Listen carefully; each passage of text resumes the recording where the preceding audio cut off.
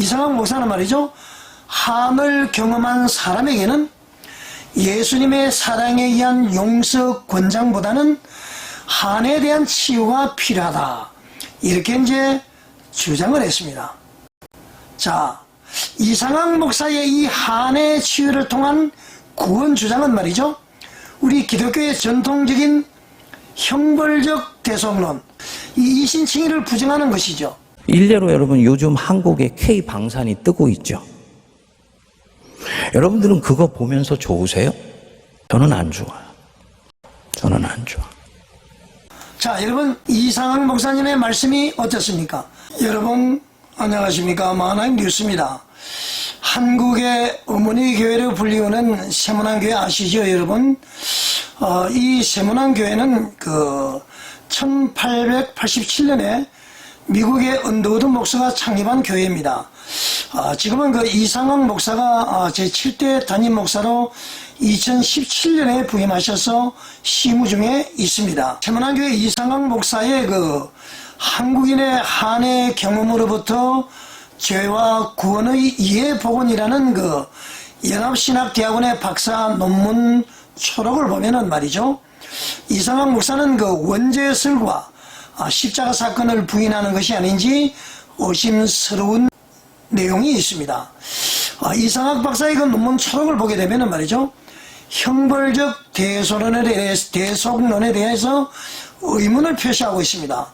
그리고는 한국 교회는 십자가 사건을 지나치게 강조하면서 속죄, 구원, 구속을 왜곡하였다, 이렇게 이제 주장을 그의 논문에서 하고 있습니다. 그래서 이제 이상학 목사는 한을 경험한 사람에게는 말이죠, 형벌적 대속론의 교리가 오히려 해가 된다, 그래서 효과적인 구원의 모델이 되지 못한다, 이렇게 주장을 하고 있습니다. 자, 여러분, 그리고 이상학 목사는 말이죠, 한을 경험한 사람에게는 예수님의 사랑에 의한 용서 권장보다는 한에 대한 치유가 필요하다, 이렇게 이제 주장을 했습니다.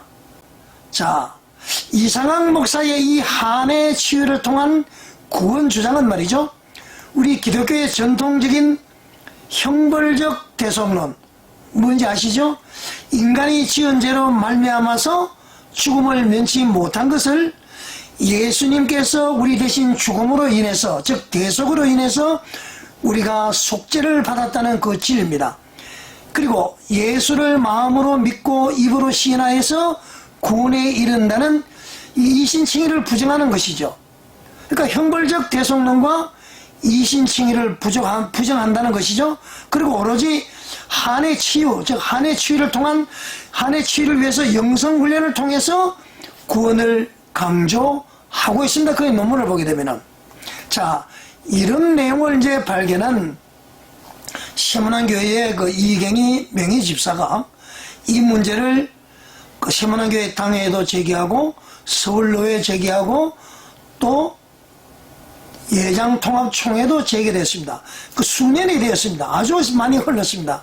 그럼에도 불구하고 아직까지 해결이 되지 않고 계속 영적 전투 중에 있습니다. 실로 안타깝습니다. 그래서 이제 이경희 명예집사의 노력으로 말이죠, 장로회 신학대학교에서 이상학 목사의 한을 통한 치유와 구원이 정확하게 논문을 분석하자, 그래서 이제 장신대에서 분석하기를 이상학 목사의 한을 통한 치유와 구원 주장이 말이죠, 학술적인 주장으로 보인다, 이렇게 이제 판단을 했습니다. 자, 그 정도 했으면은 말이죠, 이상학 목사도 자신이 스스로 말이죠, 이경희 명예집사에게 집사님, 제 논문은 학문 연구 차원이고 저는 형벌적 대속론, 우리 전통적인 이제 구원론이죠, 형벌적 대속론과 이신칭의를 믿습니다. 이렇게 하면 끝날 일이 아닌가, 저는 그렇게 생각을 합니다. 그런데 참으로 이해가 되지 않습니다. 한편 이런 내용을 알고 있는 장신대 교수를 역임한 김철홍 전 교수는 말이죠, 이상학 목사님의 논문을 보고 한마디로 이렇게 얘기를 했습니다. 이상학 목사는 목사 가운을 입고 천주교 교리와 영성신학을 전파하는 사람이다. 이렇게까지 혹평을 했습니다.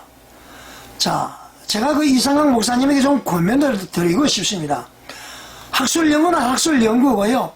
우리가 형벌적 대성론, 이신칭의를 우리가 부정을 못하잖아요. 이 전통적인 기독교 구원론입니다. 자, 그러면은 말이죠, 좀 포용을 하십시오. 학술연구는 학술-학문 연구고, 그 다음에 우리가 믿음의 신앙 기본적인 것은 전통신앙이잖아요. 그리고 포용을 좀 하십시오. 그리고 세문안교회 당회도 말이죠, 이경희 명예집사님을 좀 포용하시기를 권면을 드립니다. 아니면 말이죠, 진짜 이상학 목사님께서는 형벌적 대성론과 이신칭의 교리를 믿지 않습니까? 참으로 궁금합니다. 자, 그런데 여러분, 최근에 또 다른 문제가 불거졌습니다. 누가 이제 제보를 했는데요, 그 이상학 목사님께서 얼마 전입니다. 2024년 10월 8일, 지지난 주일이죠. 이른 아침 설교 시간에 이런 얘기를 했습니다. 여러분, 저는 요즘 K방산이 뜨고 있는데 여러분은 좋아요? 저는 안 좋습니다. 이렇게 이제 폭탄적인 발언을 했습니다. 우리가 K방산이 지금 세계적으로 뜨고 있잖아요. 수출을 많이 해서 나라가 지금 부강해지고 있습니다. 일단 여러분 영상을 한번 보시겠습니다. 여러분, 한국 사회나 미국 사회나 이 한국 기독교인이나 미국 기독교인이나 이 애국적인 것과 그리스도인으로서 진실되게 살아가는 것이 너무 막 혼잡되어 있어서 때때로 그리스도인으로서 살아가는 것과 애국주의가 동일시되는 경우가 대단히 많이 있습니다. 일례로 여러분, 요즘 한국에 K방산이 뜨고 있죠. 여러분들은 그거 보면서 좋으세요? 저는 안 좋아요. 저는 안 좋아. 힘이 약한 나라였을 때는 다른 나라를 침략할 위험은 없었어요. 안창호 선생이 늘 기도했듯이 힘이 너무 약해서 짓밟히지도 않고 너무 강해서 밟지도 않고 사랑과 바른 도덕성으로 무장한 이 나라가 되게 해주시고 이 민족이 되게 해주십시오. 이게 지금 대한민국 사회가 위험에 처해 있는 기도인 거예요. 힘이 강하고 기술이 발달해서 그걸로 무기를 만들어서 전 세계 만방에 대포를 생산해서 수출하고 전차를 만들어서 수출하는 거예요. 그 무기가 자국을 지키는 데만 사용된다면 얼마나 좋겠습니까? 근데 얼마든지 옆에 있는 나라를 집어삼키기 위해서 침략하는 무기로 사용될 수 있잖아요. 그것 때문에 우리가 경제가 발전하고 부강한다고 기독교인들이 그거 박수 칠 수 있겠습니까? 이게요, 내가 그리스도인으로서 이 땅을 살아가길 원하냐, 대한민국 국민으로 살아가길 원하냐는 걸 결정하는 지점입니다. 그리스도인으로서 나는 살기를 원해요 라고 얘기하면 이 사람은 이제부터 애국이라는 것을 생각하는 사람에 의해서 저 사람은 나라도 사랑할 줄 모르는 사람이야 라는 말을 들을 수 있어요. 그런데 그 길을 걸어내는 게 하나님 앞에서 진실된 것이다. 그리고 우리는 그것을 일컬어서 용기라고 말하는 것입니다. 자, 여러분 시청해 보시니까 어떻습니까? 이상학 목사님의 말씀이 어떻습니까? 말씀을 들어보니까 이상학 목사의 복음적인 순수성이 보이십니까? 아니면 좀 다른 생각이 드십니까, 여러분? 참고로 말이죠. 세문안교회 이상학 목사께서 세문안교회 처음으로 부임해서 한 설교 때에 간첩 신영복을 소환해서 그에 대한 존경의 표시를 하였다고 합니다. 그리고 이상학 목사는 말이죠, 아까 이야기한 그 박사학위 논문에서 막시스트, 그러니까 마르크스주의죠. 이 마르크스주의의 신봉자라고 할 수 있는 에리 프롬이라는 사람이 있습니다. 이 사람이 지은 책이 말이죠, 소유냐 존재냐는 책을 썼는데 여기에서 나오는 이론을 바탕으로 해서 이상학 목사는 이렇게 또 주장을 했습니다.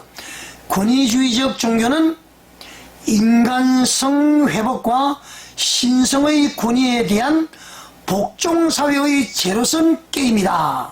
이렇게 이야기를 했습니다. 이게 폭탄적인 주장이죠. 여러분, 이 권위주의적 종교는 말이죠, 바로 전통적인 우리 기독교를 의미를 합니다. 하나님 중심이라는 것이죠.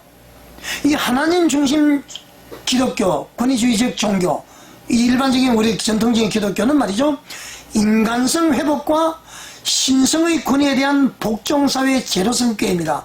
하나님의 권위를 어떻게 보면 부정하는 것이고요, 또 이 권위주의적 종교 기독교는 인간성 회복하는 데 좀 문제가 있다, 막 이렇게 이제 표현을 했다고도 볼 수가 있습니다. 여러분 어떻습니까? 참으로 이해가 안 됩니다, 저는. 자, 이상학 목사님은 왜 이렇게 자꾸 구설수에 오르는 말씀을 하시는지 도무지 이해가 되지 않습니다. 여러분은 어떻게 생각하십니까?